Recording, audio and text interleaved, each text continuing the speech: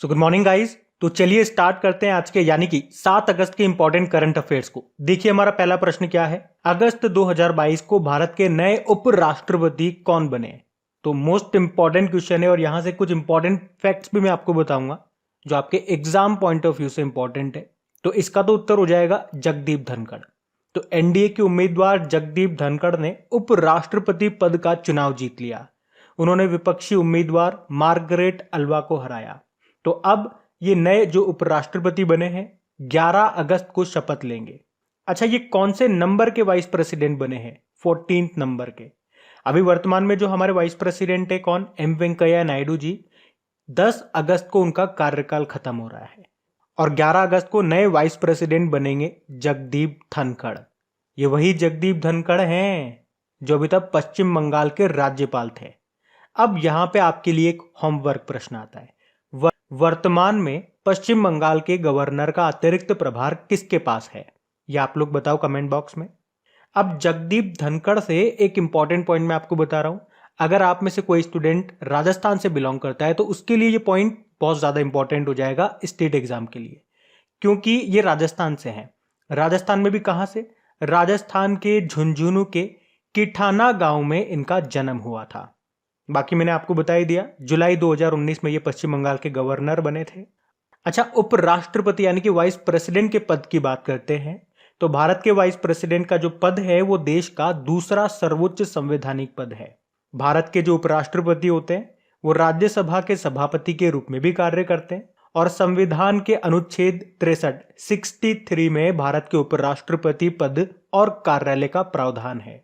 और अगर संविधान के अनुच्छेद 65 की बात करें तो उसके मुताबिक जो वाइस प्रेसिडेंट हैं वो प्रेसिडेंट के रूप में काम कर सकते हैं। कब? जब या तो प्रेसिडेंट की मृत्यु हो जाए, या वो त्याग पत्र दे दे, या उसे हटा दिया जाए, या पद की अवधि खत्म हो जाए, इन सभी कंडीशन में। अब एक प्रश्न अगर मैं आपसे पूछूं, स्वतंत्र भारत के पहले उपराष्ट्रपति कौन थे? तो आपका उत्तर क्या होगा? सर्वपल्ली राधाकृष्णन। कब से कब तक? 1952 से लेकर 1962 तक। अच्छा, आपको याद होगा अभी हमारी नई राष्ट्रपति बनी थी कौन? द्रौपदी मुर्मू। द्रौपदी मुर्मू, याद रखना, ये पहली आदिवासी और दूसरी महिला राष्ट्रपति थी। कौन से नंबर की? 15वें नंबर की राष्ट्रपति। और उपराष्ट्रपति ये 14वें नंबर के। तो ये पहला वाला जो प्रश्न है इसको मोस्ट इंपॉर्टेंट मार्क कर लेना। जो भी फैक्ट्स, जो भी पॉइंट मैंने आपको टू द पॉइंट बताए उनको याद रखना। और अगर सेशन अच्छा लगे तो प्लीज लाइक करके इसे अपने दोस्तों के साथ में या जो भी आपका स्टडी ग्रुप है एक बार शेयर जरूर करना। और लाइक नहीं किया तो लाइक कर देना। इन सभी क्वेश्चंस का आपको क्विज मिल जाता है आपकी करेक्ट एग्जाम एप्लीकेशन पे। वहां जाके इनकी अच्छे से आप प्रैक्टिस करते रहिए। पीडीएफ भी आपको वहां मिल जाएगा। करेक्ट एग्जाम एप्लीकेशन का लिंक आपको डिस्क्रिप्शन में मिलेगा, टेलीग्राम का लिंक भी मिल जाएगा। अभी हम बढ़ते हैं आगे। फिर बताइए, कॉमनवेल्थ गेम्स 2022 में भारत के दीपक पूनिया ने कौन सा मेडल जीता? तो आंसर होगा गोल्ड मेडल। तो हरियाणा के हैं ये दीपक पूनिया और इनका संबंध किस खेल से है? कुश्ती से, रेसलर हैं। और अभी इन्होंने कॉमनवेल्थ गेम्स में 68 किलोग्राम कैटेगरी में पाकिस्तान के मोहम्मद इनाम को हरा करके गोल्ड मेडल जीत लिया है। और कॉमनवेल्थ गेम्स में दीपक पूनिया का ये पहला मेडल है और पहली बार इन्होंने गोल्ड जीत लिया। और इस तरह से कुश्ती में ये हमारा तीसरा गोल्ड है। कल हमने 2 गोल्ड पढ़े थे। साक्षी मलिक 62 किलोग्राम कैटेगरी में इन्होंने गोल्ड जीता था। बजरंग पूनिया 65 किलोग्राम कैटेगरी में इन्होंने गोल्ड जीता था। और एक अंशु मलिक के बारे में पढ़ा था, 57 किलोग्राम कैटेगरी में उन्होंने सिल्वर जीता था। और भी सुनो, एक है पहलवान दिव्या काकरन, उन्होंने ब्रोंज जीता है 68 किलोग्राम कैटेगरी में। और मोहित अग्रवाल, ये भी पहलवान है, अभी 125 किलोग्राम कैटेगरी में इन्होंने ब्रोंज जीता है। अच्छा, अभी तक गोल्ड किस किस ने जीते ये भी एक बार रिवाइज कर लेते हैं। सबसे पहला गोल्ड जीता था मीराबाई चानू ने, वेटलिफ्टर है वो, 49 किलोग्राम कैटेगरी में। और उसके बाद जेरेमा लाल रिनुंगा 67 किलोग्राम कैटेगरी में। और अचिंता शेवली 73 किलोग्राम कैटेगरी में गोल्ड जीता। ये तीनों वेटलिफ्टर हैं। उसके बाद हमारी भारतीय पुरुष टेबल टेनिस टीम ने गोल्ड जीता और भारतीय टीम ने लॉन बाउल्स में भी गोल्ड जीता। बाकी कॉमनवेल्थ गेम्स आप जानते ही हो ये कहाँ पे चल रहे हैं? बर्मिंघम यूके में, जिसका मैस्कॉट यानी कि शुभंकर क्या है? पैरी द बुल। और पहली बार इसमें महिला क्रिकेट को शामिल किया गया। तो यहां से भी एक प्रश्न बनता है कि भारतीय महिला क्रिकेट टीम की कप्तान कौन है? हरमनप्रीत कौर है। और इसमें फ्लैग बियरर यानी कि उद्घाटन समारोह में ध्वजवाहक कौन है? 2 जने हैं, एक तो हमारी शटलर पीवी सिंधु है और एक भारतीय पुरुष हॉकी टीम के कप्तान मनप्रीत सिंह है। एक और प्रश्न बनेगा कि अगले जो कॉमनवेल्थ गेम्स हैं यानी कि 2026 वाले वो कहाँ पे होंगे? ऑस्ट्रेलिया के विक्टोरिया में होंगे। तो ये सारे स्टैटिक पॉइंट्स भी आपको याद रखने हैं। बढ़ते आगे। अच्छा फिर बताओ, अगस्त 2022 में किस राज्य के लंगत सिंह कॉलेज के एस्ट्रोलैब को यूनेस्को हेरिटेज लिस्ट में शामिल किया गया? तो आंसर होगा बिहार। तो बिहार के मुजफ्फरपुर में एक कॉलेज है एलएस कॉलेज यानी कि लंगत सिंह कॉलेज। तो आप जानते हो यूनेस्को की कई तरह की लिस्ट आती है, जैसे कि इंटेंजिबल साइट्स की लिस्ट आती है यानी कि अमूर्त धरोहर की सूची, टेंजिबल लिस्ट आती है, मूर्त धरोहरों की सूची आती है, सिटीज की यानी कि शहरों की लिस्ट आती है। इस तरह से कई प्रकार की अलग अलग लिस्टें आती है। उन्हीं में से एक लिस्ट है इंटरनेशनल ऑब्जर्वेटरी इन डेंजर यानी कि लुप्त प्राय विरासत वेधशालाओं की सूची। मतलब इंटरनेशनल लेवल पर जितनी भी लैब्स बनी हुई हैं, लेबोरेटरीज, तो उनमें से वो लैब्स जो खतरे के निशान पर है, मतलब उनको एक बार फिर से रिकंस्ट्रक्ट करने की जरूरत है, तो उन सभी लैब्स को, तो ऐसी सभी लैब्स को रखा जाता है इस लिस्ट में। तो अभी इंडिया के बिहार की इस लैब को इस लिस्ट में शामिल किया गया है। आपको बता दें, इस लेबोरेटरी को 1916 में कॉलेज के प्रोफेसर हुआ करते थे रोमेश चंद्र, उन्होंने बनवाया था। तो देखो कितना समय हो गया, 100 साल से भी ऊपर हो गए। तो अब इसकी हालत तो बहुत खराब होनी ही है, इसकी हालत बहुत खराब हो चुकी है। तो अब इसको लिस्ट में शामिल करने से होगा क्या, आप यही सोचेंगे? तो इसे यूनेस्को की इस लिस्ट में शामिल करने से जो राज्य सरकार होंगी उनको इसकी मरम्मत करानी पड़ेगी। तो आपको इतना डिटेल में जाने की जरूरत नहीं है कि लिस्ट में शामिल करने से होगा क्या, ये होगा वो होगा फलाना फलाना। याद रखना सीधा सा, ये लंगत सिंह कॉलेज कहाँ पर है? बिहार के मुजफ्फरपुर में एक कॉलेज है लंगत सिंह कॉलेज। और ये भी चर्चा में क्यों है वो मैंने आपको समझा दिया। पहले अपन यूनेस्को की बात करते हैं। देखो, यूनेस्को की स्थापना होती है 1945 में और इसका फुल फॉर्म क्या होता है? United Nation Educational and Cultural Organisation. Headquarter मिलेगा आपको पेरिस, फ्रांस में। और इसके डायरेक्टर जनरल कौन है? ऑद्रे उजाले। अच्छा, आपको याद होगा अभी एक आध महीने पहले हम लोगों ने पढ़ा था कि भारत को वर्ष 2022 से लेकर 2026 के लिए अमूर्त सांस्कृतिक विरासत की सुरक्षा हेतु यूनेस्को के 2003 कन्वेंशन की अंतर सरकारी पैनल में चुना गया है। अच्छा, भारत में कितनी अमूर्त धरोहरें हैं? अमूर्त धरोहरें यानी कि इंटेंजिबल साइट्स। तो आंसर होगा 14th, और ये 14th नंबर की बनी थी दुर्गा पूजा, जो कि पश्चिम बंगाल की है। और मूर्त धरोहरें यानी कि टेंजिबल साइट्स जिन्हें आप छू सकते हो, तो ये 40 है। 40वीं कौन सी बनी थी? धोलावीरा बनी थी, जो कि एक हड़प्पा स्थल है। कहां पर है ये? गुजरात में। इससे पहले 39th नंबर का कौन सा बना था? रामप्पा मंदिर बना था, जो कि है तेलंगाना का।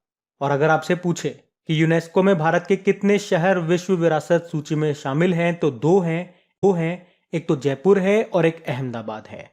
और यूनेस्को में शामिल एकमात्र मिश्रित विरासत स्थल यह है कंचनजंगा, जो कि है सिक्किम का। और इसी साल आपको याद होगा मेघालय के लिविंग रूट ब्रिज को यूनेस्को की विश्व धरोहर स्थलों की संभावित सूची यानी कि टेंटेटिव लिस्ट में शामिल किया गया था। और अगर आपसे पूछे साइक्लोपियन दीवार कहां पर है, तो ये भी आपको मिलेगी बिहार में। बिहार के नालंदा के राजगीर की पहाड़ियों पर है ये, 40 किलोमीटर लंबी और 4 मीटर ऊंची। ये न्यूज में क्यों थी? क्योंकि अभी कुछ समय पहले बिहार सरकार ने इसे यूनेस्को में शामिल करने का प्रस्ताव भेजा था। अच्छा, बिहार से एक प्रश्न और याद रखना कि एशिया का सबसे बड़ा पशु मेला यह है सोनपुर मेला, जो लगता है बिहार में। इस मेले को हरिहर क्षेत्र मेला भी कहते हैं और स्थानीय लोग इसे छत्तर मेला भी कहते हैं। तो ये सारे इंपॉर्टेंट पॉइंट्स मैंने आपको बताया, इनको ध्यान रखना। बढ़ते हैं आगे। फिर बताइए, अभी हिरोशिमा दिवस कब मनाया गया? तो आंसर होगा 6 अगस्त को। आप जानते हो 6 अगस्त 1945 को अमेरिका ने जापान के हिरोशिमा शहर पर एक परमाणु बम गिराया था, जिससे हजारों लोगों की जान चली गई थी। तो इसी की याद में हर साल 6 अगस्त को पूरी दुनिया में हिरोशिमा डे के रूप में मनाया जाता है। ये दिन मनाने का उद्देश्य है दुनिया को ये याद दिलाना कि सभी युद्ध भयानक होते हैं और परमाणु युद्ध तो कहीं ज्यादा घातक होते हैं। तो आज जापानी शहर पर परमाणु बमबारी की 77वीं वर्षगांठ है और ये परमाणु बम से हमला करने वाला पहला शहर था, यानी कि पहली बार परमाणु बम का उपयोग हमले में यहीं पे किया गया था। और कई बार एग्जाम में ये प्रश्न पूछा जा चुका है कि यहाँ पे जो परमाणु बम गिराया गया था उसका नाम क्या था? तो आंसर होगा द लिटिल बॉय। आप जानते हो उसके 3 दिन बाद ही जापान के नागासाकी शहर पे अमेरिका ने दूसरा बम गिराया था। अब आप कमेंट बॉक्स में लिख करके बताओ उसका नाम क्या है, क्योंकि ये नाम अगर आप डेली हमारे करंट अफेयर्स का रिवीजन वाला वीडियो देखते होंगे तो वहां पे मैं इसे बता चुका हूं। बाकी देखो 1 अगस्त को हमने वर्ल्ड लंग कैंसर डे मनाया था। 1 अगस्त को ही मुस्लिम वुमेन्स राइट डे होता है, मुस्लिम महिला अधिकार दिवस। और 1 अगस्त को ही हमने वर्ल्ड वाइड वेब डे के रूप में भी मनाया था। तो ये सब याद रखना। बढ़ते आगे। फिर बताइए, अभी अगस्त 2022 में आसियान भारत मंत्री स्तरीय बैठक का आयोजन ये कहां पे किया गया? तो आंसर होगा कंबोडिया में। तो ये बात है 4 अगस्त की, 4 अगस्त 2022। तो इसी दिन आसियान भारत मंत्री स्तरीय बैठक का आयोजन ये कंबोडिया में किया गया। इसमें भारत की तरफ से हमारे जो विदेश मंत्री हैं, फॉरेन मिनिस्टर सुब्रमण्यम जयशंकर, उन्होंने भाग लिया। देखो आसियान की बात करते हैं। अच्छा, आसियान की फुल फॉर्म क्या हो गई? Association of south east Asian nation. Headquarter इसका मिलेगा आपको इंडोनेशिया जकार्ता में। अच्छा, आप लोग कमेंट बॉक्स में टाइप करके बताइए इंडोनेशिया की नई कैपिटल ये क्या है? इसमें टोटल मेंबर कंट्रीज कितने हैं? 10 हैं। अच्छा, क्या भारत इसका मेंबर है? तो आंसर होगा नहीं। वैसे 10 मेंबर कंट्रीज कौन कौन से हैं? तो ब्रुनई है, Cambodia, Indonesia, Laos, Malaysia, Myanmar, Philippines, Singapore, Thailand और वियतनाम। और देखो वैसे भी आपको पता होना चाहिए, हम पढ़ चुके हैं कई बार कि 2022 में आसियान की अध्यक्षता किसके पास है? कंबोडिया के पास है। और अगर आपसे मैं पूछ लूँ या एग्जाम में मान लो आपसे पूछ लिया जाए कि अगले साल आसियान की अध्यक्षता किसके पास होगी, तो जिस तरह से हमने ब्रिक्स में याद रखा था ना कि ब्रिक्स की अध्यक्षता इस साल किसके पास है? चाइना के पास है। पिछले साल किसके पास थी? इंडिया के पास थी। और वहां पे कैसे कैसे अध्यक्षता मिलती है? BRICS। पिछले साल इंडिया के पास, इस बार चाइना के पास, अगली बार होगी मतलब अगले साल होगी साउथ अफ्रीका के पास, फिर ब्राजील के पास चली जाएगी, फिर इंडिया, फिर चाइना, ऐसे चलती रहेगी। आसियान में भी कुछ इस तरह का सिस्टम होता है। यहाँ पे क्या होता है? अल्फाबेट ऑर्डर में अध्यक्षता मिलती जाती है। पिछले साल इसकी अध्यक्षता ब्रुनई के पास थी, इस साल कंबोडिया के पास है। तो आप बता सकते हो अगले साल किसके पास होगी, फिर उसके अगले साल किसके पास होगी। तो ये आप इस तरह से बता सकते हो, अगले साल इंडोनेशिया के पास होगी। और कंबोडिया की कैपिटल क्या है? Phnom pen. अच्छा, कंबोडिया में आपको एक मंदिर मिलेगा, अंकुर वाट का मंदिर। चलो बताओ ये किस भगवान का मंदिर है? और कंबोडिया से याद होगा, अभी Cambodia ICC international cricket council का मेंबर भी बना था। 3 देश बने थे वैसे अभी, कंबोडिया, उज्बेकिस्तान और आइवरी कोस्ट। और याद हो तो आपको कंबोडिया में अभी सबसे बड़ी मीठे पानी की मछली भी मिली थी। ये एक स्टिंगरे मछली है, मेकोंग नदी में मिली थी। पूछ सकते हैं आपसे मेकोंग नदी ये किस देश में है? तो ये कंबोडिया में। अच्छा, 2022 में शंघाई कोऑपरेशन ऑर्गेनाइजेशन की अध्यक्षता किसके पास है? उज्बेकिस्तान के पास है। अभी शंघाई कोऑपरेशन ऑर्गेनाइजेशन का 9th नंबर का मेंबर बना था, कौन सा? ईरान। और G20 की अध्यक्षता आप जानते ही हो 2022 में इंडोनेशिया के पास है। पहले मतलब पिछले साल इटली के पास थी और अगले साल हमारे पास होगी। G7 की अध्यक्षता 2022 में जर्मनी के पास है। तो ये सारे पॉइंट्स ध्यान रखना। आप पढ़ते हैं आगे। अच्छा बताओ, अभी हाल ही में किस देश ने अपना पहला चंद्र मिशन जिसका नाम है धनुरी, ये इसको लॉन्च किया? तो आंसर होगा साउथ कोरिया। तो अभी साउथ कोरिया ने 5 अगस्त 2022 को अपना पहला मून मिशन लॉन्च कर दिया है। साउथ कोरिया के इस पहले मून मिशन का नाम क्या है? ये याद रखना, धनुरी है। और इसे एलन मस्क, दुनिया के सबसे अमीर व्यक्ति एलन मस्क की जो स्पेस कंपनी है स्पेस एक्स, तो उनकी कंपनी के फाल्कन 9 रॉकेट की मदद से इसको लॉन्च किया गया। तो साउथ कोरिया का ये जो मिशन है ये वहाँ की मैग्नेटिक फील्ड, यूरेनियम और पानी वगैरह की जांच करेगा, साथ ही सबसे ठंडे और अंधेरे वाली जगह की खोज भी करेगा। मतलब वो ऐसी जगहों का पता लगाएगा जहां सूरज की रोशनी कभी नहीं पहुंचती। धनुरी का मतलब क्या होता है? मून और एंजॉय। अच्छा, अगर धनुरी में द को हटा दोगे तो क्या बन जाएगा? नूरी। तो आपको याद होगा साउथ कोरिया ने अपना पहला घरेलू निर्मित अंतरिक्ष रॉकेट नूरी का सफल परीक्षण किया था अभी। और इसमें भी द नूरी से आपको याद आ जाएगा नूर। नूर क्या है? नूर सैटेलाइट है, जिसको किसने लॉन्च किया था? ईरान ने। बाकी देखो साउथ कोरिया की बात है तो ये रहा मैप में साउथ कोरिया। कैपिटल इसकी सियोल है, करेंसी है साउथ कोरियन वॉन। अब याद है ना आपको, नए प्रेसिडेंट बन गए हैं कौन? यूंग सुक येओल। और साउथ कोरिया दुनिया का पहला तैरता हुआ शहर भी बना रहा है, जो कि 2025 तक बन जाएगा। और आपको याद होगा साउथ कोरिया ने दुनिया के सबसे बड़े hydrogen fuel cell power plant का भी उद्घाटन किया था। और अभी नाटो साइबर रक्षा समूह में शामिल होने वाला पहला एशियाई देश यही था, साउथ कोरिया। और आपको याद होगा अभी जून जुलाई की बात है 2022 में मेंस हॉकी वर्ल्ड कप, ये इसका 11वां संस्करण जो कि हुआ था जकार्ता इंडोनेशिया में, उसमें साउथ कोरिया टॉप पे था, सेकंड पे मलेशिया और तीसरे पे भारत था। और साउथ कोरिया से याद आ गया ना अभी आपको उबेर कप जो कि महिलाओं का बैडमिंटन टूर्नामेंट है 2022 वाला, साउथ कोरिया ने जीत लिया है चाइना को हरा करके। और थॉमस कप आप जानते ही हो, भारत ने जीत लिया है। चलो आप बताओ भारत ने किसको हरा करके अपना पहला थॉमस कप जीता? थॉमस कप याद रखना ये पुरुषों का बैडमिंटन टूर्नामेंट है। और साउथ कोरिया और नॉर्थ कोरिया के बीच की बॉर्डर लाइन को क्या कहते हैं? 38 पैरेलल कहते हैं। ये सारे पॉइंट्स ध्यान रखना, आप बढ़ते आगे। अच्छा बताओ, अगस्त 2022 को कैबिनेट सचिव का कार्यकाल 1 साल के लिए बढ़ा दिया गया। उनका नाम क्या है? राजीव गाबा। तो आप जानते हो भारत में आईएएस की सबसे बड़ी पोस्ट कौन सी है? यही है, कैबिनेट सेक्रेटरी की। और राज्य में चीफ सेक्रेटरी होते हैं, मुख्य सचिव। तो वर्तमान में हमारे कैबिनेट सेक्रेटरी कौन है? राजीव गाबा। एक्चुअली में इनका कार्यकाल अभी 30 अगस्त 2022 को खत्म होने वाला था, पर अभी इनका कार्यकाल 1 साल के लिए बढ़ा दिया गया। आप जानते हो अभी हमारी पीएमओ की नई निदेशक कौन बनी थी? कल परसों ही पढ़ा था, श्वेता सिंह। और केवीआईसी के नए प्रमुख कौन बने थे? मनोज कुमार। इनके पहले अध्यक्ष कौन थे? विनय कुमार सक्सेना थे, वो अभी दिल्ली के लेफ्टिनेंट गवर्नर बन गए। और भारत के नए विदेश सचिव बने थे कौन? विनय मोहन क्वात्रा। अगर पूछे हमारे मुख्य आर्थिक सलाहकार कौन बने? अनंत नागेश्वरन। और प्रमुख वैज्ञानिक सलाहकार कौन बने? अजय कुमार सूद बने। तो ये नाम भी आप ध्यान रखना, बढ़ते आगे। चलो बताओ, अभी हाल ही में कौन सा देश ये दुनिया की पहली वर्टिकल सिटी द लाइन इसको बना रहा है? तो आंसर होगा सऊदी अरब। तो सऊदी अरब ये दुनिया की पहली वर्टिकल सिटी बना रहा है और इस प्रोजेक्ट को क्या नाम दिया? NEOM project. ये जो वर्टिकल सिटी होगी इसकी लंबाई कितनी होगी जमीन में? तो आंसर होगा 170 किलोमीटर लंबी ये सिटी होने वाली। लेकिन अगर चौड़ाई की आप बात करोगे, इसकी चौड़ाई कितनी होगी? तो वो मात्र 200 मीटर होगी। आपको इस शहर में एक कोने से दूसरे कोने तक जाने में 20 मिनट लगेंगे।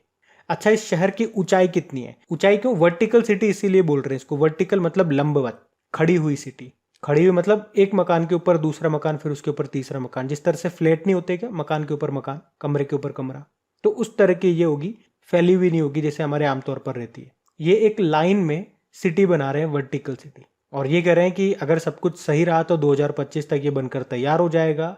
ये प्रदूषण मुक्त शहर होगा। अब बात सऊदी अरब की है, तो ये रहा मैप में सऊदी अरब। देखो, सऊदी अरब की कैपिटल रियाद है, करेंसी इसकी सऊदी रियाल है। और यहाँ के किंग कौन है? मोहम्मद बिन सलमान अल सऊद। और बड़ा रेतीला मरुस्थल ये है रब अल खाली, ये आपको मिलेगा सऊदी अरब में ही। अच्छा, आप मुझे बताओ कि वो कौन सा महाद्वीप है जहां पर एक भी मरुस्थल नहीं है? हम बढ़ते आगे। चलिए बताइए, अभी हाल ही में डीआरडीओ ने अर्जुन टैंक से लेजर निर्देशित एंटी टैंक गाइडेड मिसाइल का सफल परीक्षण कहां पे किया? तो आंसर होगा अहमदनगर में। और ये कहां पर है? महाराष्ट्र में।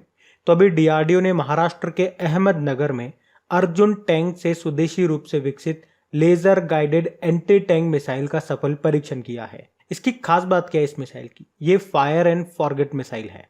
मतलब आप अपना लक्ष्य इसमें सेट कर दो और फिर उसको छोड़ दो, फिर आपका लक्ष्य इधर उधर किधर भी जाए ये उसको ढूंढ कर उसको खत्म करके ही मानेगी। फायर एंड फॉरगेट मतलब छोड़ो और भूल जाओ। ये जो अर्जुन टैंक है इसको मेन बैटल टैंक भी कहते हैं। अच्छा, पिनाका नाम सुना है आपने? पिनाका क्या है? ये एक रॉकेट लॉन्चर है। और अभ्यास क्या है? अभी कुछ दिन पहले ही पढ़ा था, high speed expendable aerial target है, यानी कि हीट टारगेट है। मतलब समझ रहे हो, जैसे कि हमने मिसाइलें लॉन्च करी, हम मिसाइलें टेस्ट करते हैं, टेस्ट फायर करते हैं ना, तो यहां से मैंने मिसाइल छोड़ी। अब टेस्ट कैसे होगा? वहां जाकर के किसी चीज को वो हिट कर रहा है तो हम क्या कह देंगे? Test successful hit. और अगर वो उसे हिट नहीं करेगा तो हम क्या करेंगे? हमारा टेस्ट सक्सेसफुल नहीं रहा। तो जिस चीज पे, जो हमारा लक्ष्य है, जिस चीज पे हम टेस्ट कर रहे हैं उस मिसाइल का, ये वही लक्ष्य है, अभ्यास, वही टारगेट है ये। अभी आपको याद होगा भारत का पहला स्वदेशी विमान वाहक पोत इसे भारतीय नौसेना को दे दिया गया। इसका नाम क्या है? आईएनएस विक्रांत। और ये प्रश्न आपके एग्जाम में आएगा कि इसे किसने बनाया? तो आंसर कर देना, कोचिन शिपयार्ड लिमिटेड ने। देखो, डीआरडीओ मतलब होता है Defence Research and Development Organisation. स्थापना हुई थी 1958 में। हेडक्वार्टर इसका नई दिल्ली में है और इसके अध्यक्ष कौन है? जी सतीश रेड्डी। वैसे डीआरडीओ दिवस कब बनाते हैं? 1 जनवरी को। अगर आपको याद हो तो अभी डीआरडीओ ने autonomous flying wing technology demonstrator की पहली उड़ान का सफल परीक्षण भी किया था। कहां पे? चित्रदुर्ग कर्नाटक में। तो ये आप याद रखना। बढ़ते हैं आगे। चलो बताओ, अगस्त 2022 में किस राज्य में राज्य पुलिस एकीकृत कमान और नियंत्रण केंद्र का उद्घाटन किया, जो देश में अपनी तरह का पहला केंद्र है? तो आंसर होगा तेलंगाना। तो अभी तेलंगाना के जो मुख्यमंत्री हैं चंद्रशेखर राव, इन्होंने हैदराबाद में राज्य पुलिस के लिए एकीकृत कमान और नियंत्रण केंद्र यानी कि इंटीग्रेटेड पुलिस कमांड सेंटर स्थापित किया है, और ऐसा करने वाला ये पहला राज्य बना है तेलंगाना। इसको बनाने में टोटल लागत कितनी आई है? 600 करोड़ रुपए की। अच्छा, तेलंगाना की कैपिटल क्या है? हैदराबाद है। आपको याद है भारत का पहला ओपन रॉक म्यूजियम संग्रहालय कहां पे खुला है? हैदराबाद में। और हैदराबाद में ही प्रधानमंत्री जी ने स्टैच्यू ऑफ इक्वलिटी का उद्घाटन भी किया था। ये किसकी स्टैच्यू है? ये रामानुजाचार्य, संत रामानुजाचार्य जी की 216 फीट ऊंची प्रतिमा है। दुनिया की दूसरी सबसे ऊंची बैठी हुई स्टैच्यू है ये। और जो माइक्रोसॉफ्ट है, ये हैदराबाद में ही भारत का सबसे बड़ा डेटा सेंटर बना रहा है। और देश का पहला महिला स्वामित्व वाला FLO औद्योगिक पार्क ये कहाँ बना है? हैदराबाद में। FLO मतलब फिक्की लेडीज ऑर्गेनाइजेशन। और यूनाइटेड नेशन ने अभी मुंबई और हैदराबाद को tree city of the world के रूप में भी मान्यता दी थी। अच्छा, भारत में अपनी तरह का पहला फ्लो केमिस्ट्री टेक्नोलॉजी हब कहाँ पे स्थापित किया गया? तो इसका भी आंसर होगा हैदराबाद में। और भारत का पहला ट्रांसजेंडर कम्युनिटी डेस्क कहाँ पे खुला? तो ये भी होगा हैदराबाद में। तो अब बात करेंगे कल के वीडियो में पूछे गए प्रश्न के उत्तर की। तो कल आपसे क्या पूछा था कि भारत ने 10 और आर्द्र भूमियों को रामसर साइट के रूप में शामिल किया। अब भारत में कितनी रामसर साइट हो गई हैं? आज के हिसाब से बात करेंगे तो आंसर होगा 64। आप सभी ने प्रश्न का बिल्कुल सही उत्तर दिया है, और इन सभी का क्विज बना करके अपलोड कर दिया आपके करियर एग्जाम एप्लीकेशन पे। वहां पे जाकर के आप इनके अच्छे से प्रैक्टिस कर सकते हैं। PDF भी आपको वहीं पे मिल जाएगा। और प्लीज अगर अभी तक आपने सेशन को लाइक नहीं किया तो प्लीज लाइक जरूर कर दीजिएगा, और अपने दोस्तों के साथ में आपको इस वीडियो को शेयर जरूर करना है, जो भी आपके फ्रेंड्स हो गए या स्टडी ग्रुप हो गया वहां पर। अब ये रहा आज का आपका होमवर्क प्रश्न।